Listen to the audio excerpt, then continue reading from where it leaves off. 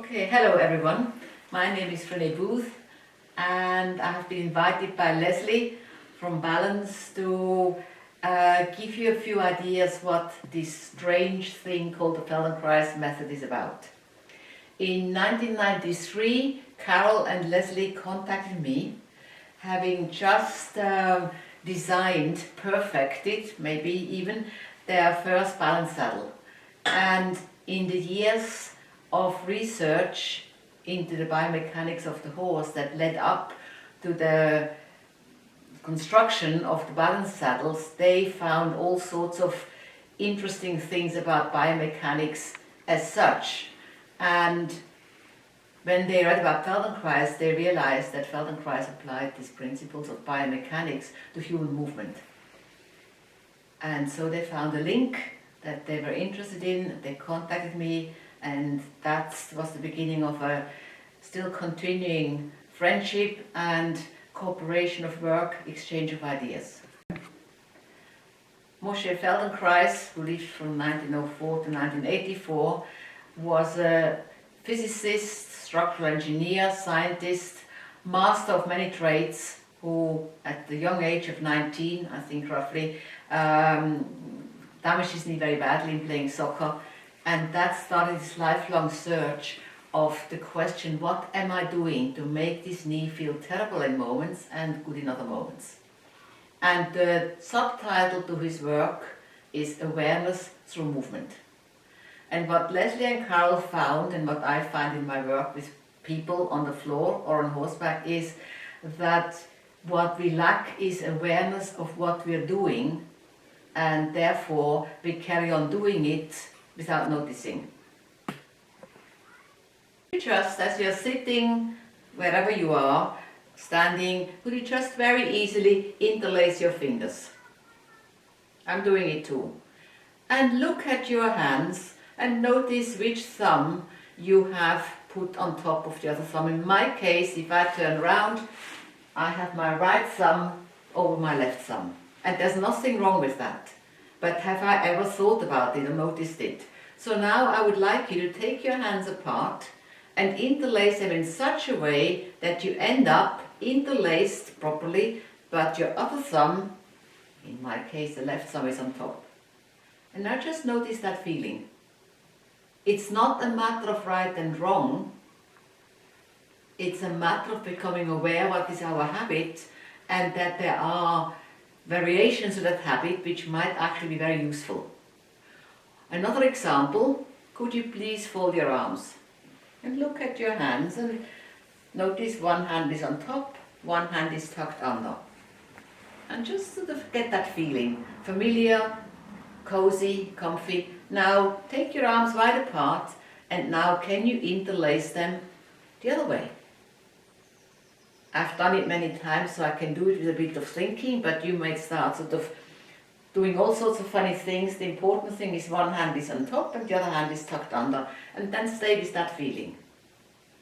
Now for our nervous system, making those changes, I go back to my original design, is a huge opening of many variations for the muscles to interact and for potential of saying, this is also an option.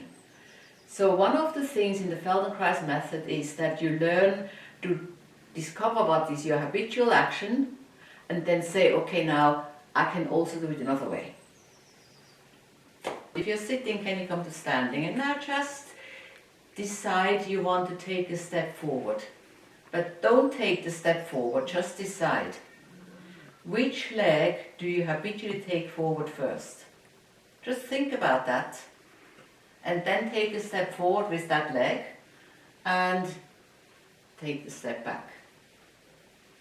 Now can you take a step forward with the other leg? Notice that feeling. Now if you don't know that you're always taking the left leg forward, you can never give your body and your brain a chance to take the right leg forward. You say, well, what's the problem? The problem is that if we use our body in a one-sided way and don't open all our options, that one-sided way wears the body down. Now Feldenkrais was not designed, or didn't design his work for horse riders. It was for people of all walks of life who came with a problem that the medical world couldn't solve. And very often the problem actually rooted in the very fact that people had forgotten that they had choices. So the choices are built on the background of the laws of physics, the biomechanics of our actions. Now, as you're standing here, minding your own business, just notice the distance between your left hips, what we call it iliac crest, the top of the pelvis, and the shoulders. And in between those two bony areas, we have ribs.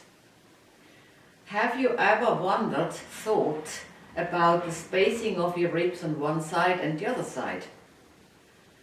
Could you please allow your ribs on your left side to come a bit closer together? How would you do that?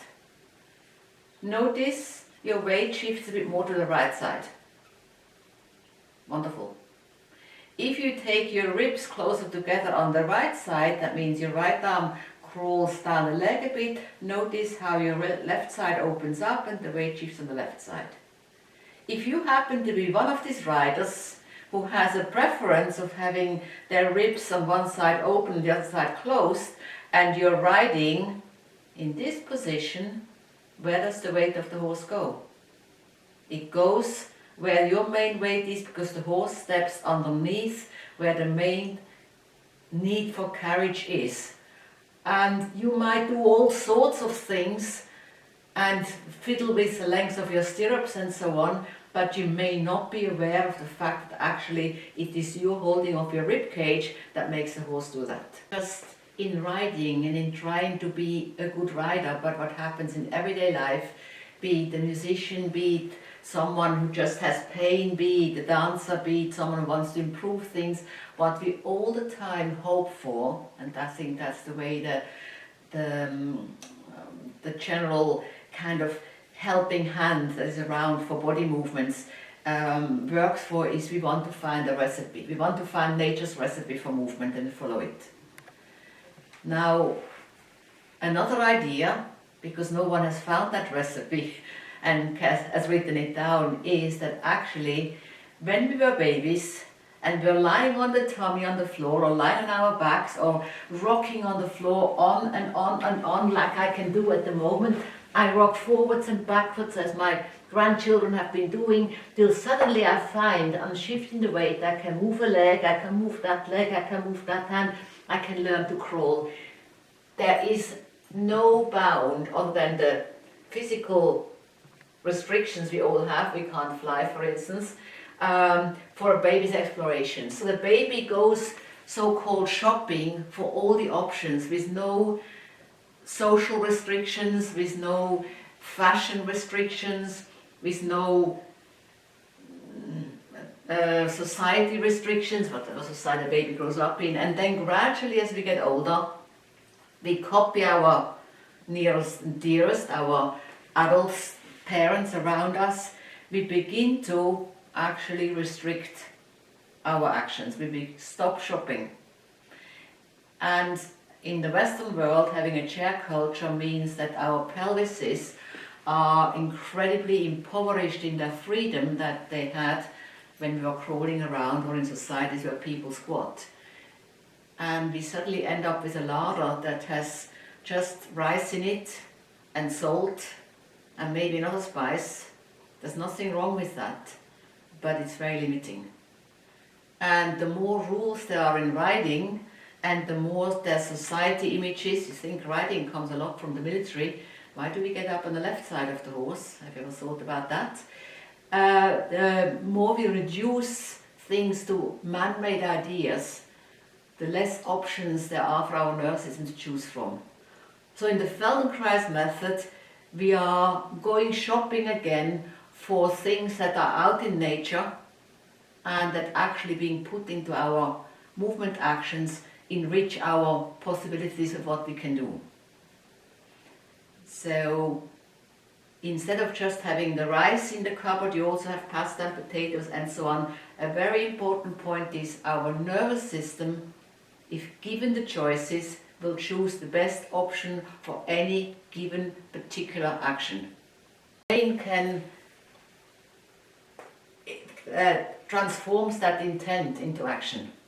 More specifically, of course, the motor cortex in our brain, which sends messages and muscles. And the motor cortex is like a computer that's being fed. I think this, it goes in a computer and the computer responds without making any kind of reference to right, wrong, good, bad, relevant, not relevant. There's no judgment in there. The judgment comes in our body in terms of comfort, discomfort, satisfaction, dissatisfaction, and so on. So we have to be responsible for our thoughts of what we want to do, and we have to let the rest be worked out by our own nervous system, motor cortex, and messages and muscles. You contract and release relative to that intent. So the interesting thing is, what is our intent? Our thinking gives us a feeling, and how do we respond to that feeling? Because people say, I feel this. Yeah, you feel this because this is what you think. The thinking comes before the feeling. It's not the other way around. And that's quite important. So now that Vreni's done her little introduction of who she is and a little bit about the origins and the history of the Feldenkrais method, we're going to try and put together some little videos. They'll be fairly short. We'll keep them as short as possible and concise, showing you how this Feldenkrais method is used to help riders and of course riding instructors to first of all identify situations where they're getting in their own way or causing some difficulty in terms of their balance and coordination. And examples would be things like constantly being told that you've got one shoulder higher than the other, that you're crooked in the saddle, taking the saddle over to one side. Those are good examples. The knees swinging back, being too rigid in the arms. All these little things are habits that we get into in our bodies and cause problems when we're riding because we're not often aware that we're doing them, let alone knowing how to change it.